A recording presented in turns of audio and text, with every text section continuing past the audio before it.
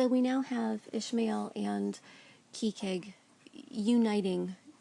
They're going to try to find some space between Ishmael's civilization, such as it is, and Kikig's savagery, such as it is, from which to understand the world.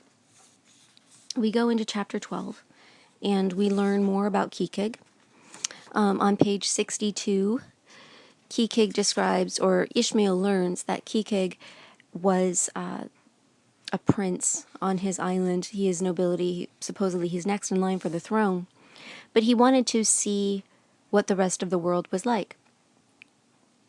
On page 62, he was actuated by a profound desire to learn among the Christians the arts whereby to make his people still happier than they were, and more than that, still better than they were. But alas, the practices of whalemen soon convinced him that even Christians could be both miserable and wicked, infinitely more so than all his father's heathens. Arrived at last in Old Sag Harbor, and seeing what the sailors did there, and then going on to Nantucket, and seeing how they spent their wages in that place also, poor Kikig gave it up for lost.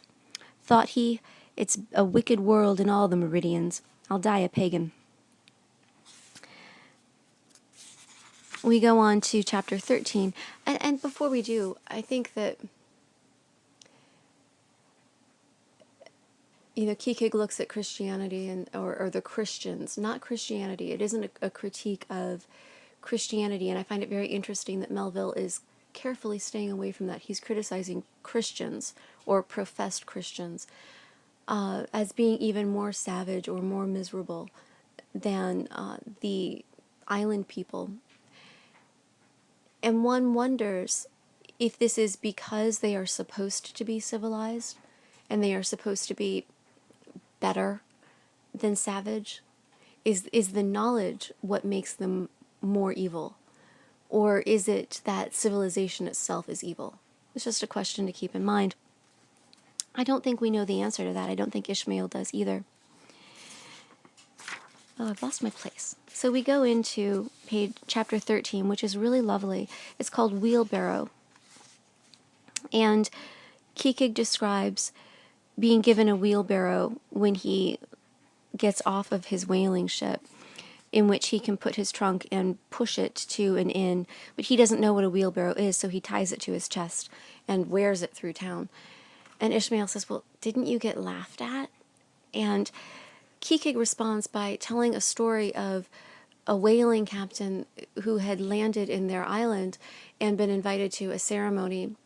And there was this big communal pitcher of beverage that everyone was supposed to drink from, and he was supposed to drink first, but he didn't know what it was, so he washed his hands in the drink, thinking it was a washing bowl.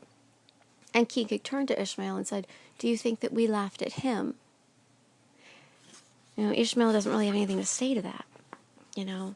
You wouldn't laugh at somebody to make them feel worse, or if you did, you would certainly not be civilized. Ishmael and Kikig then get on a little boat, to go out to Nantucket from New Bedford. And while they're on this boat, another one of the civilized people starts making fun of Kikig. And Kikig just kind of knocks him over the head and makes him stop. And the captain gets really mad at him and calls him a savage. But then the weather turns, and the ship loses a little bit of control. There's an accident, and the man who had been teasing Kikig gets knocked overboard. All of these civilized white people panic, and they cannot right the ship. But Kikig, all by himself, sounds kind of like a Superman here, he steadies the ship, he ties down the sails, and then he jumps into the ocean, and he starts swimming around. He can't find the guy who was kicked overboard. So he just keeps diving. He takes deeper breaths, and he dives deeper, and eventually he finds the man and throws him back in the boat. So even though this was the man who teased and tormented him and made fun of him, he has rescued him. And on page 68, the poor bumpkin was restored. All hands voted Kikig a noble trump The captain begged his pardon.